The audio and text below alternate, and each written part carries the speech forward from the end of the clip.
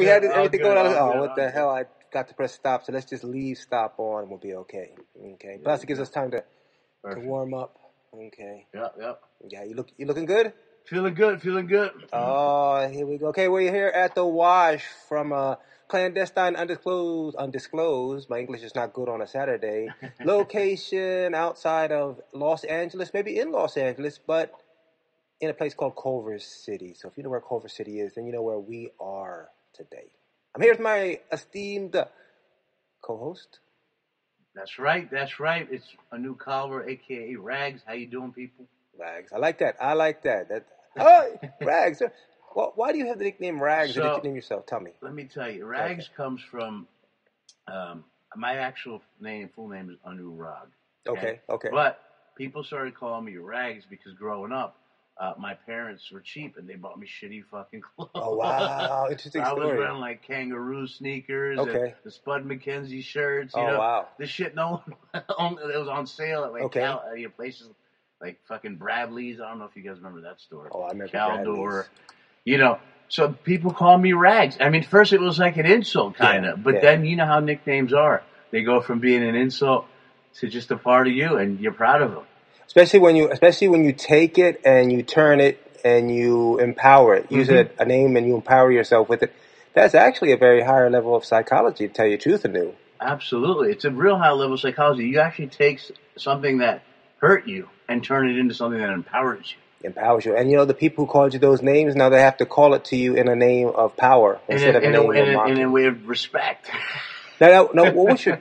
Say your last name again. Kalra. No, your last name. Kalra, that's not No, what's your nickname again? What was it? Rags. Rags.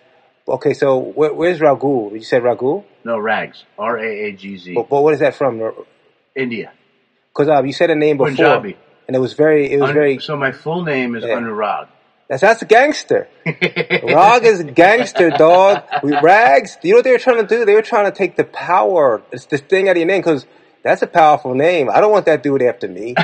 I don't want that dude after me, Rag.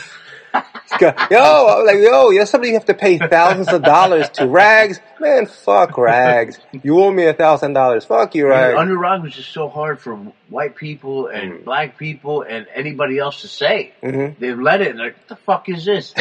I might just call me Anu. Wow. But I mean, most minorities got to go through that. I think. Yeah. You know, where they just don't want to fucking. They don't know how to say your name. So in the end of the day, you're just like, look.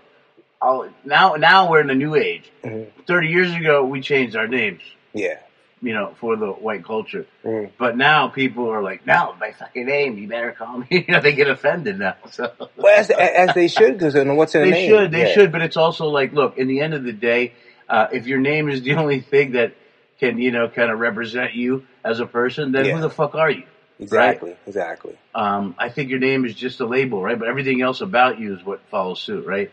Absolutely. So eventually people start getting your name right because they're like, fuck, I remember this motherfucker, right? Well, you know, we're both from the great state of Jersey, and here's the thing.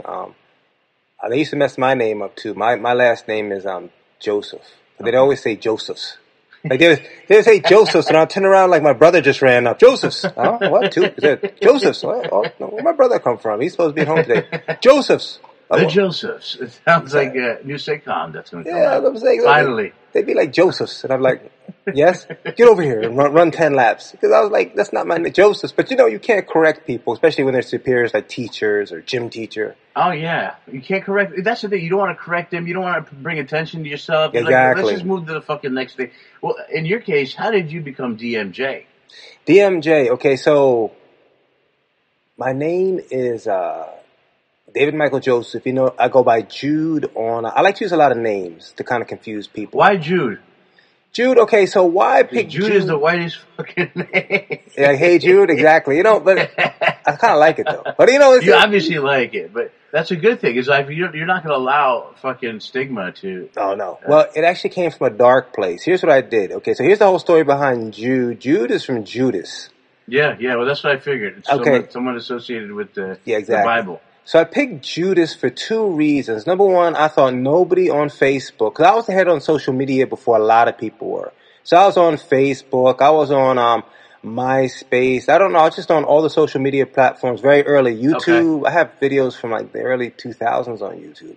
Wow. So I've been on the YouTube for a while. As a matter of fact, I had a Bukowski sort of cut up animation that went viral. Not very viral, but it went viral. But anyway, so I was like, well, what name is... And plus I was trying to move... I moved out to LA, so I was trying to be controversial. And I didn't understand controversy. See, before you try to be controversial, understand what controversy is. And understand that it's... people who are controversial, it's like lifting heavy weights when you don't have to. You just choose to. Well, you want to be seen being controversial has to come naturally, right? It has to come organically, where you're not trying to do it, but that's just what I do, And in that case, you were just trying to be controversial with Jude. Or Judas. Yeah. And it turned into Jude. Mm-hmm. And then, because again, Judas, people are like, no one's named Judas. Well, here's the crazy thing. Judas was actually a popular name back in that time. It was a very popular name. Number two, Judas was like, out of all the apostles in Christianity, he was like the man. He was like a lawyer's son. He was the dude who kept the money. Oh, wow. Yeah, no, actually for the... Wait, so just remind me, because I'm obviously raised a Hindu. Which I have no idea. I went to church once. Okay. So Judas killed someone. Judas betrayed Jesus. Yeah, he killed Jesus. Well, he didn't kill him. He didn't kill him, but he betrayed him. He was a snitch. He snitched for money. The first official snitch. 40 silver pieces, snitched on Jesus, said he's going to be at the Mount of Olives praying, I'm going to kiss him on his cheek, and that's the one.